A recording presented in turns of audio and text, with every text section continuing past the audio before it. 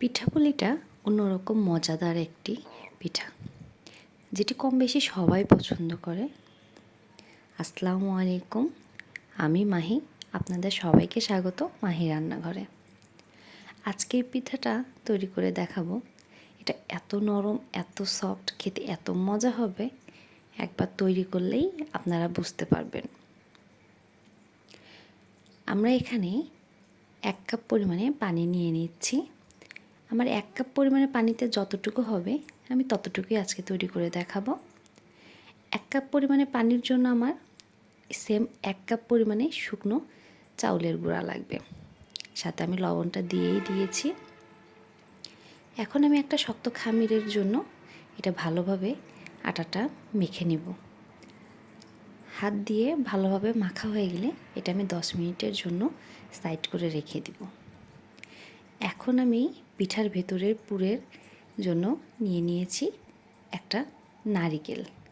আমি এখানে নারিকেলের অর্ধেকটা কুড়ে নিয়েছিলাম, যেটা আমি ফ্রিজে সংরক্ষণ করেছিলাম। আমি ফ্রিজ থেকে বের করে নিয়ে সেটা প্যানে ভেজে নিয়েছি। এরপরে এর ভেতরে গুড় দিয়ে নেড়ে চেড়ে আমি একটা ভেতরের পুর তৈরি করে ফেলেছি।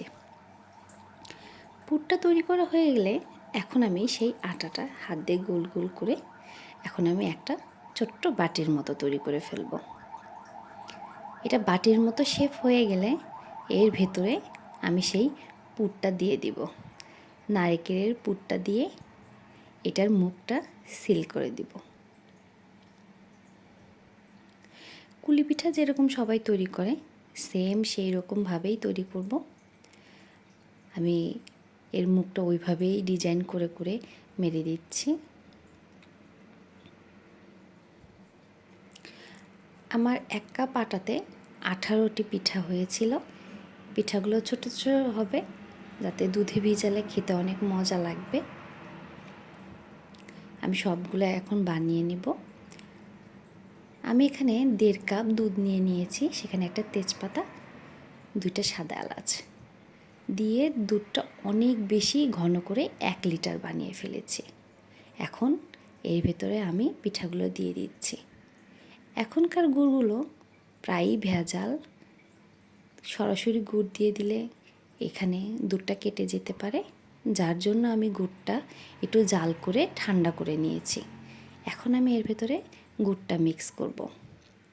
গুড়টা মিক্স করা হয়ে গেলেই তৈরি হয়ে যাবে আমাদের মজাদার পুলি পিঠা। আপনারা বাসায় অবশ্যই তৈরি করে দেখবেন কেমন লাগে। পুলি পিঠাটা সবারই পছন্দ হবে, অনেক ভালো লাগবে। সবাই খেয়ে দেখবেন। সবাইকে আবারও ধন্যবাদ। আসসালামু আলাইকুম।